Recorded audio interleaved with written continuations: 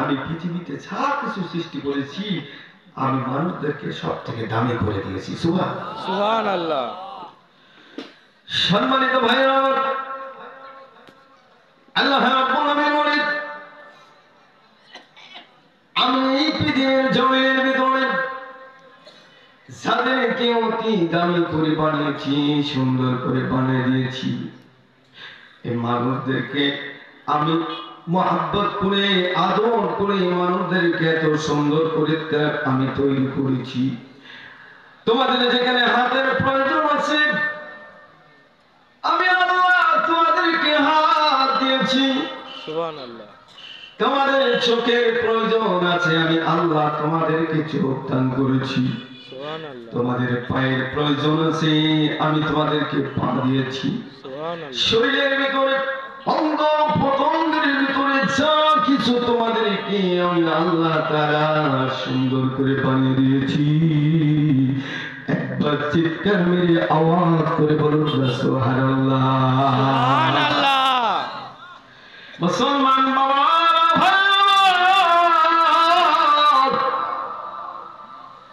শুধু এখানেই শেষ নয়। আল্লাহ রাব্বুল আলামিন বলে, বান্দা তোমার চোখের পানিটা আমি আল্লাহ পরিপূর্ণ নোনতা করে দেয়নি, আর পরিপূর্ণ তোমার চোখের পানিটা পরিপূর্ণ মিষ্টিও করে দেয়নি। আমি মিষ্টি করে দিয়েছি, আবার নোনতা করে দিয়েছি। তার মানে হলো যদি বেশি নোনতা বানায় দিই আমার বান্দা চোখে দেখতে পারবে না, চোখের ভেতরে আলাদা শুরু হয়ে যাবে। এই জন্য মিষ্টি দিয়া আর নুনটা দিয়ে সুন্দর করে মিক্স করে বান্দার চোখটাকে সুন্দর করে রাখার জন্য আমি আল্লাহ বান্দার চোখটা সব থেকে সুন্দর করেছি। সুবহানাল্লাহ।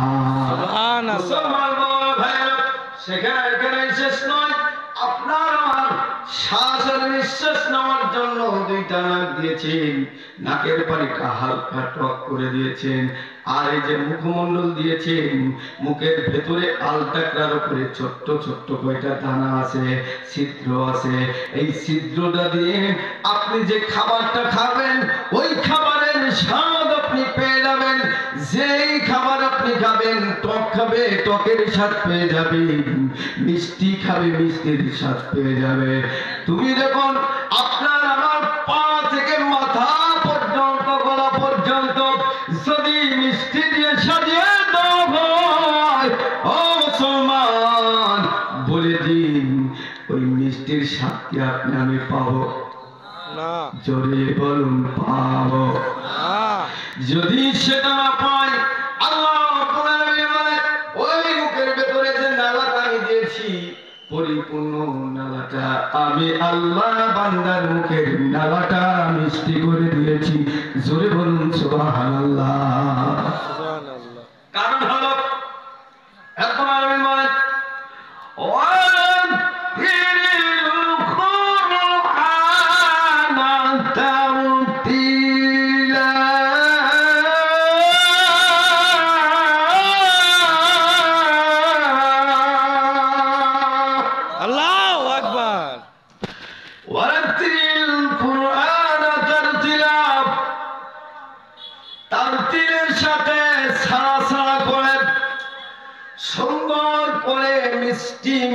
ভাষায় আমি আল্লাহ রাব্বুল আলামিন যে কিতাব তোমাদেরকে দিয়েছি, এই কোরআন নামক কিতাবটাকে মিষ্টি মিষ্টি ভাষায় আমি আল্লাহর কোরআনুল কারীম তেলাওয়াত করবে। জোরে বলুন সুবহানাল্লাহ। সুবহানাল্লাহ। অতি সুন্দর করে অতি আদর করে বানালাম, খামাখা তোমাদেরকে বানাই নাই, সুন্দর করে বানাইছি। তার মনে হলো একেবারে খামাখা তোমাদেরকে বানাই নাই, আমার একটা উদ্দেশ্য আছে। জোরে বলুন আল্লাহ কি বলেন? আল্লাহ রাব্বুল আলামিন বলে আমার একটা উদ্দেশ্য আছে। এবার আল্লাহ কোরআনুল কারীমের ভিতরে ঘোষণা দিয়ে দিলেন, ও আল্লাহ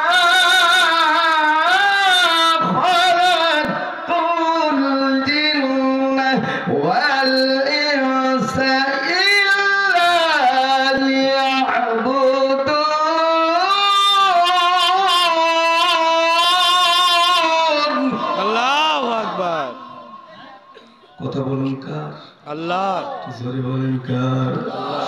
মুসলমান ভাইরা, আল্লাহ বলেন আমার একটা উদ্দেশ্য আছে। এই উদ্দেশ্যটা হলো জিন আর মানব জাতি, দুইটা জাতি। এবার একটু বলুন মুসলমান, ইবাদত করবেন কার? আল্লাহ। দাসত্ব করবেন কার? আল্লাহ। হুকুম মানবেন কার? আল্লাহ। ভয় করবেন কার? আল্লাহ। তো কালিমা পড়ুন, লা ইলাহা ইল্লাল্লাহ, লা ইলাহা ইল্লাল্লাহ। জোরে জোরে লা ইলাহা ইল্লাল্লাহ, ইলাহা ইল্লাল্লাহ।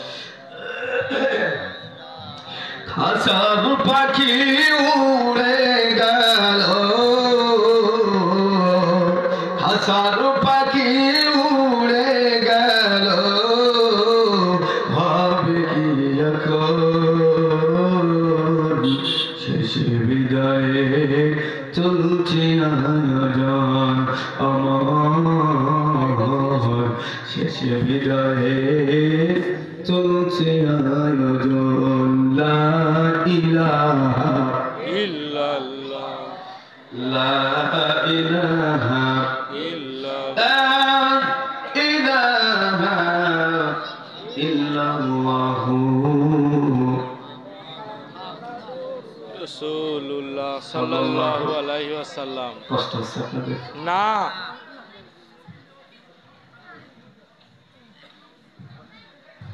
সম্মানিত ভাইরা, এই কথা চিল্লাচ্ছে না, ও মহিলা প্যান্ডেলে গল্প করছে, গল্প। একদম চুপ করে শোনে। ওখানে যারা আছেন একদম স্টপ হন। মা বোন যারা আছেন বিনয়ের সাথে বলবো, কথা বলবেন না। আপনি যদি সেখানে এসে আপনার কণ্ঠই লোকে শুনে তাই তো আপনার সব শেষ, ঠিক কিনা বলেন? ঠিক।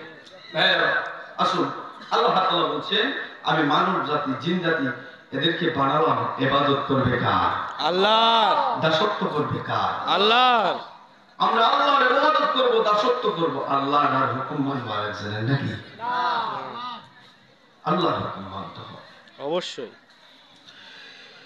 বিশ্বদরদী নবী জনাবে মুহাম্মদ রাসূলুল্লাহ সাল্লাল্লাহু আলাইহি ওয়াসাল্লাম আপনার জন্য আমার জন্য ইসলামকে বিজয় করার জন্য অনেক কষ্ট করেছেন। নবী আমার অনেক রক্ত ছড়িয়েছেন, নবী আমার দান্ত মুবারক শহীদ করেছেন, ঠিক কি না? ঠিক। শুধু এখানে শেষ নয়, বিশ্বনবী জনাবে মুহাম্মদ রাসূলুল্লাহ সাল্লাল্লাহু আলাইহি ওয়াসাল্লাম উম্মতের জন্য নবী আমার আরামের বিছানা ঘুমাইতে পারে নাই। আমরা উম্মত, যে নবী আপনার জন্য আমার জন্য সারাটা রাত কেঁদেছিলেন, জিয়া রব্বি হাবলি উম্মতি, আল্লাহ তুমি আমার গুনাহগার উম্মতদেরকে মাফ করে দাও, আমিন। আর আমরা উম্মত হয়ে নবীজির জন্য এক ফোঁটা চোখে কি পানি আসে? আসে। হযরত আয়েশা সিদ্দিকা রাদিয়াল্লাহু তাআলা আনহা বিশ্বনবী জনাবে মুহাম্মদ রাসূলুল্লাহ সাল্লাল্লাহু আলাইহি সাল্লামকে একদিন নরম মানের একটু বিছানা করে দিলেন। সুবহানাল্লাহ, সুবহানাল্লাহ। বলবো ঘটনাটা, বলবো, শুনবেন? শুনবো। সম্মানিত ভাইরা আমার, হযরত আয়েশা সিদ্দিকা রাদিয়াল্লাহু তাআলা আনহা নবীজির জন্য নরম মানের বিছানা করে দিলে। আল্লাহ নবী বলেন, আয়েশা এই বিছানার ভিতরে যদি আমি ঘুম পড়ে যাই, আমার গুনাহগার উম্মতের কথা কি আমার মনে থাকবে? আমার গুনাহগার উম্মতের কথা তো আমি চিন্তা করি, আমি কান্না করি। হযরত আয়েশা বলেন, হুজুর আপনি তো সত্য বিছানার মধ্যে পিঠ লাগাইয়া ঘুমান, কিন্তু আপনার আঁখে আজ আমার মন থেকে একটা বিছানা করে দিতে চাই নরম মানের। হুজুর এই বিছানার মধ্যে আপনি ঘুম পড়ে যাবেন। একবার জোরে চিল্লায় বলুন না সুবহানাল্লাহ। সুবহানাল্লাহ। মুসলমান ভাইরা বাবা আমার, আল্লাহর প্রিয় নবী নরম মানের বিছানার ভিতরে নবীজি আমার ঘুম পড়ে গেছেন। গভীর রজনীতে কে যেন এসে দাঁত লাগাইয়া ডাক দিয়া বলে, ওগো নবীজি আপনি গভীর রাত এখনো পর্যন্ত আপনি কেন কান ঘুমায় আছেন? ইয়া রাসূলুল্লাহ, ইয়া হাবিবাল্লাহ, ওই সাইডে রেখেছে, আকাশ রেখেছে, আমি রাখিনি তো। নবীজি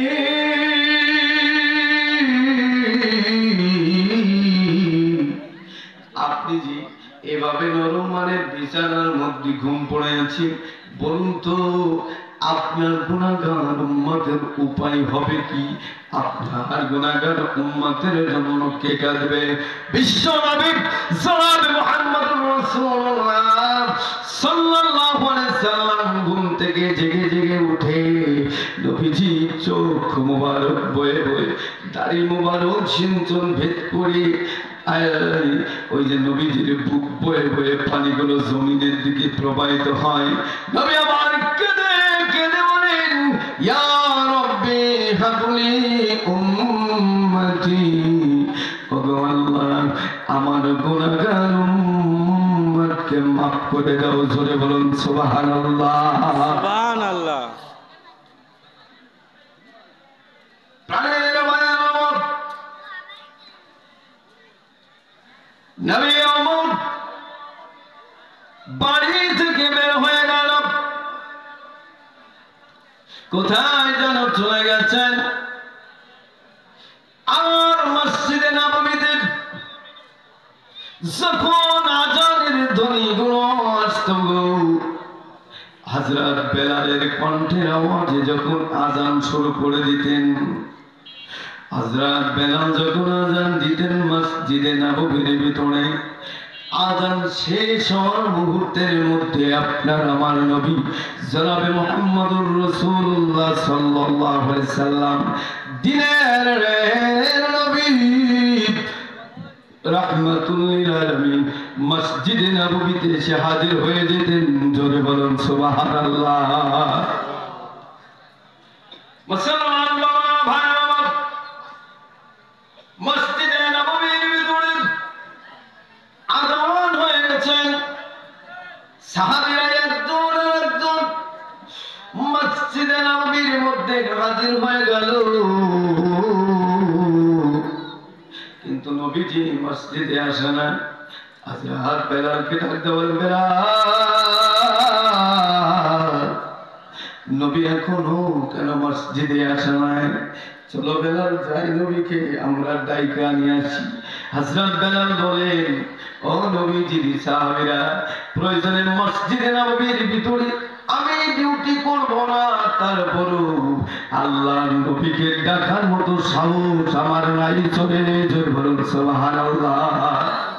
আমি ডাকতে পারবো না, আমি এই জন্য ডাকতে পারবো না, নবীকে আমি যত ভালোবাসি না কেন, নবীকে যত ভালোবাসি তার থেকে আমি আমার নবীকে আবার বেশি ভয় করি।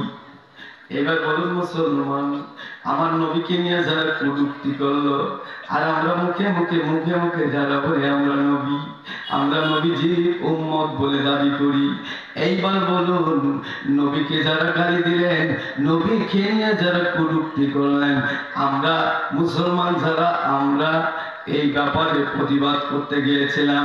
প্রতিবাদ করার কারণে এক শ্রেণীর নামধারী মুসলমান আমাদের উপরে নির্যাতন চালালো। কথা বলুন ঠিক না?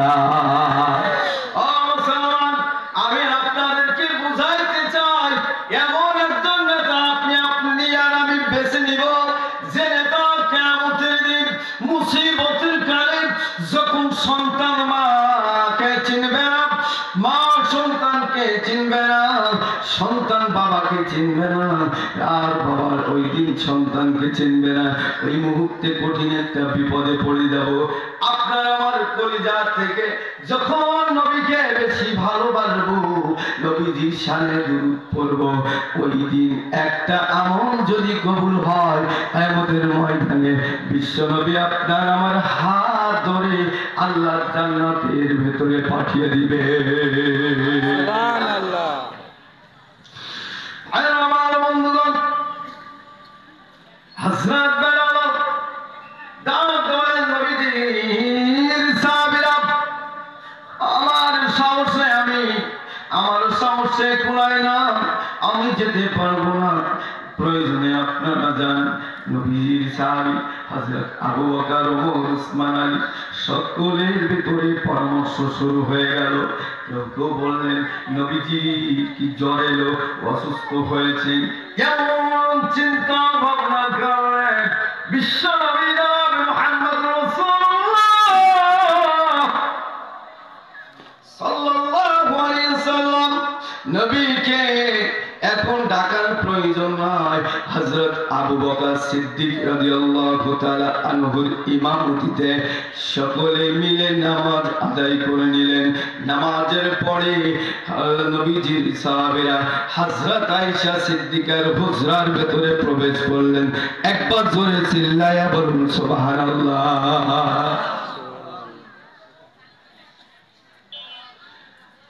মুসলমান ভাই, কষ্ট হচ্ছে আপনাদের? একটু কালেমা পড়ুন, লা ইলাহা ইল্লাল্লাহ, ইলাহা ইল্লাল্লাহ, আর একটু আওয়াজ করে পড়ুন, লা ইলাহা ইল্লাল্লাহ,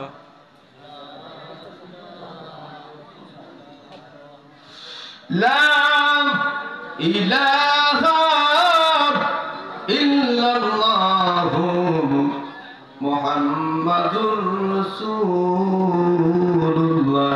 সকলে বলুন সাল্লাল্লাহু আলাইহি ওয়াসাল্লাম। সম্মানিত ভাইরা, হযরত আবু বকর নবীজির বাড়িতে যখন রওনা হলেন, আয়েশা সিদ্দিকা রাদিয়াল্লাহু তাআলা আনহার ঘরের মধ্যে প্রবেশ করলেন। আবু বকর ডাকতে কয়, আমার মা, নবীজি কোথায়? নবীর কি জ্বর এসেছে? হযরত আয়েশা সিদ্দিকা রাদিয়াল্লাহু তাআলা আনহা ডাক দেন, ও আমার বাবা, নবীজির প্রিয় সাহাবী, আমি আজকে গত রাতে নবীজির জন্য একটা নরম মানের বিছানা করে দিয়েছিলাম। আর ওই নরম বিছানা পেয়ে নবীজি যখন ঘুম পড়ে গিয়েছিলেন, এমন এক মুহূর্তে কে যেন নবীর কানের কাছে এসে ডাক দিলেন।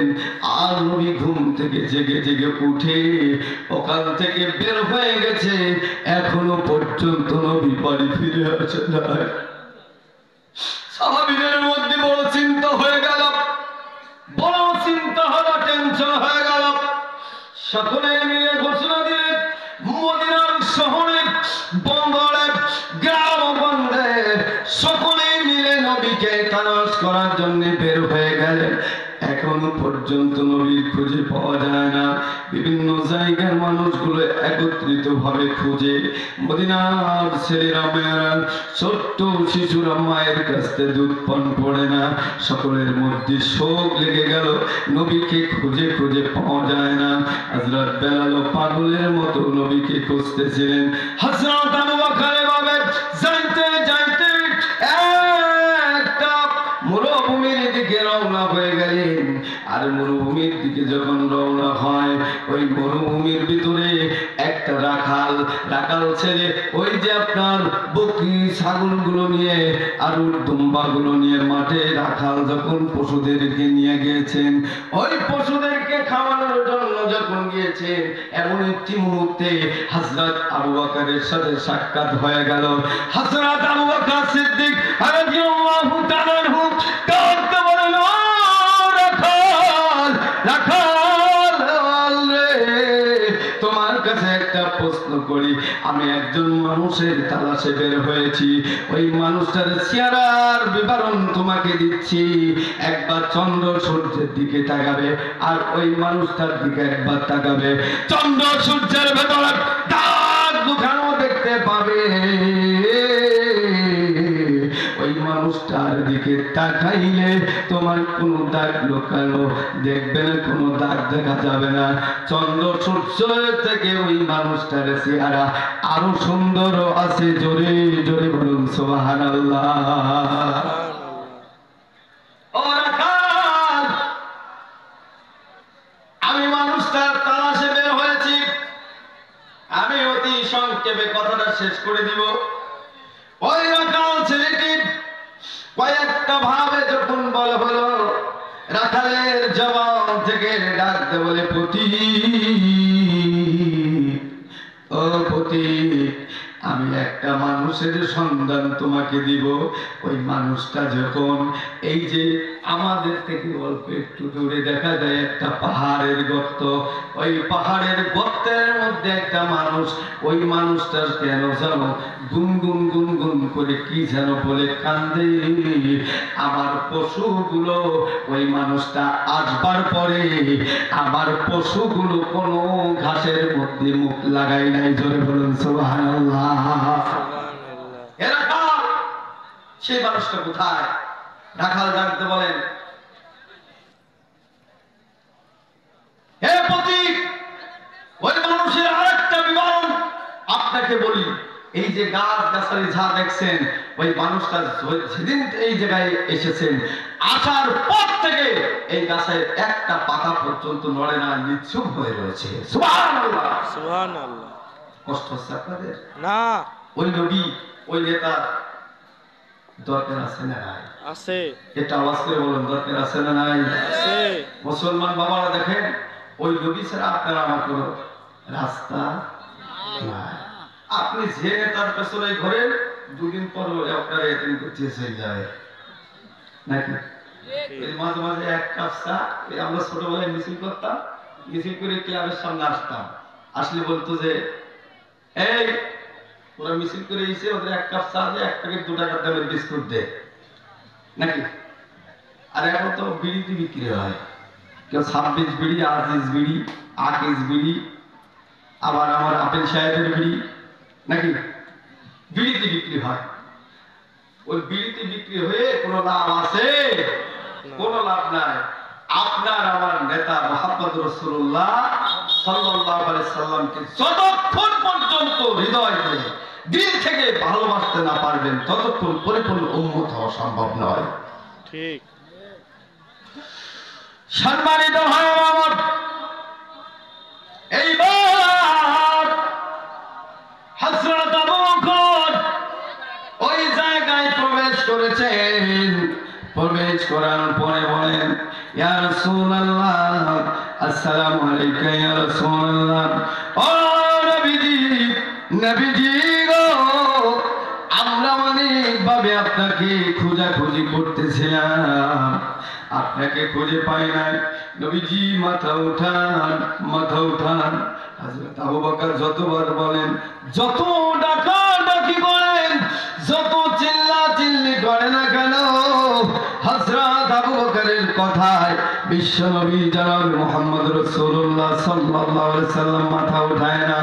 হযরত আবু বকর বলে ফেললেন, আমার কথাই নবী মুহাম্মদ রাসূলুল্লাহ সাল্লাল্লাহু আলাইহি সাল্লাম মাথা উঠাবে না, তাহলে আমার কি করণীয়?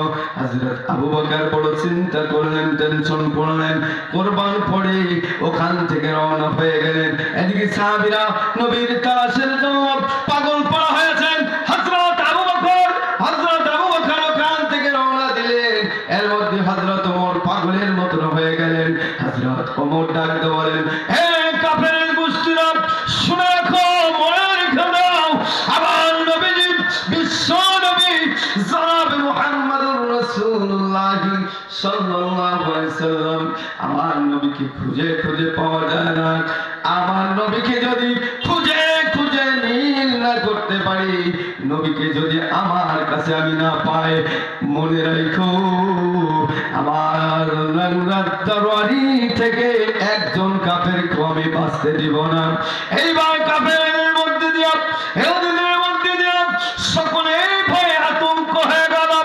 আবু বকর দিক থেকে রাস্তা দিয়ে আসতেছিলেন, হযরত ওমরের কথা শুনে সকলেই পাগল পারা হয়ে গেছেন, সবাই চিন্তিত হয়ে গেছে। কারণ ওমরকে সবাই বাঘের মতো ভয় পেয়ে যেত, বলুন ঠিক না? এবার লক্ষ্য করুন, হযরত আবু বকর দেখতে আসছেন, ওমরের হুঙ্কার শুরু হয়েছে। আস্তে আস্তে হযরত আবু বকরের সাথে আলীর সাথে বড় মাঝখান দিয়ে দেখা হয়ে গেছে। হযরত আবু বকর বলেন, আলী, ভাই আলী রে, তোমরা যদি নবীকে আমি দেখা পেয়েছি, চলো, আমার মনে হয় তুমি আমি সাহাবীরা যদি যাই তাহলে নবী আমার মাথা উঠাবে না। নবীজি ইয়া রাব্বি হাবলি উম্মতি উম্মতি বলে কান্দে। ওই নবীকে যদি আমরা খুঁজি, তালাশ করি, নবীকে আমরা তালাশ করে পেয়ে যাব, কিন্তু নবী মাথা উঠাবেন না। যদি আমরা ইমাম হাসানকে, ইমাম হোসেনকে সাথে যদি মা ফাতেমাকে যদি সাথে নিতে পারি, আমার মন বলে নবী মাথা উঠাবেন, মাথার ওইভাবে নিচু করে থাকবে না। জোরে বলুন সুবহানাল্লাহ। তো কালেমা লা ইলাহা, জোরে লা ইলাহা,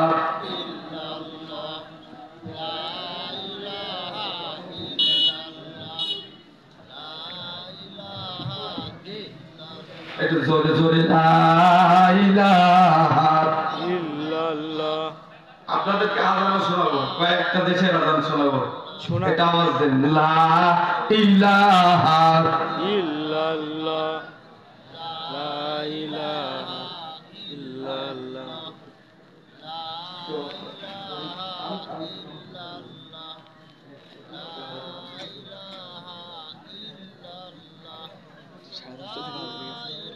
সাড়ে দশটার সময় তো উঠতে পারবো। জোরে জোরে লা ইলাহা ইল্লাল্লাহ। আমার মা, প্রিয় মা, তোমার শুধু মনে পড়ে পড়ে পড়ে পড়ে, তাহলে একটু পড়ে না, আমার মা, প্রিয় মা, তোমার শুধু মনে পড়ে।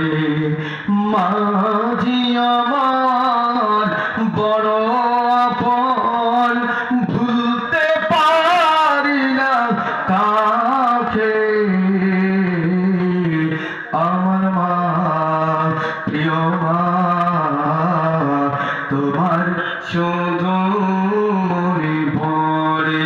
লা ইলাহা ইল্লাল্লাহ, লা ইলাহা ইল্লাল্লাহ, লা ইলাহা ইল্লাল্লাহ, লা ইলাহা ইল্লাল্লাহু মুহাম্মাদুর রাসূলুল্লাহ সাল্লাল্লাহু আলাইহি ওয়াসাল্লাম। প্রিয় বন্ধুগণ, এটা কি ঈদগাহ নাকি? না, ঈদগাহ না, মসজিদের পাশে। মসজিদের পাশে এই জাতীয় ঈদগাহ। আমি মাঝে মাঝে আমার ভাষায় বলি, কিছু মানুষের উদ্দেশ্যে বলি, মরার পরে খানা দিয়ে লাভ নেই, মরার আগে একটু জীবিত দান করে যাও, নাকি? হ্যাঁ, জীবিত দান করলে কি হয় জানেন? আপনি নিজে হাতে যেটা করে থয়ে গেলেন, ওইটা কিয়ামত পর্যন্ত পেয়ে যাবেন। সুবহানাল্লাহ বলবেন না? সুবহানাল্লাহ। যেটা আপনি নিজে করে থয়ে গেলেন, ওটা কিয়ামত পর্যন্ত পাবেন। আর আপনি মারা যাওয়ার পরে আপনার ছেলেরা মেয়েরা মিলাদ দেবে আপনার নিয়ে, আর আমাদের মতন মোল্লাদের ওদেরকে আনবে টাকা দিয়ে ঢেকে দেবে, দোয়া কবুল হতে পারে নাও পারে। একদম স্পষ্ট কথা। আপনি যে দানটা করে দেবেন ওইটা আপনার জন্য বিদ্যুৎ, ঠিক কিনা? খবর কি আর বললেন না তো? বলবো, আলোচনা শেষ করবো। থাকবেন তো আপনারা থাকবো। সবাই? তাকবীর তো নারায়ে তাকবীর, নারায়ে তাকবীর। এই আলোচনাটা আমি করবো, মাঝখান থেকে একটু কথা বলে যাই। সেটা হলো ঈদগাহটা সংস্কার করা দরকার, আছে না নাই? আছে না নাই? আমি 10টা লোক খুব দ্রুত 5 মিনিট একটু কালেকশন করি। 5 মিনিটের মধ্যে 10টা লোক 5,000 টাকা করে কারা কারা দেবেন নাম ধরে একটু লিখায় দেন। আর কালেমা পড়ুন লা ইলাহা, 5,000 টাকা করে কারা কারা দেবেন, আমি অন্ধ মানুষ তাদের জন্য দোয়া করবো। নবীজি বলেছেন যে সমস্ত অন্ধ মানুষরা দ্বীনের পথে থাকবে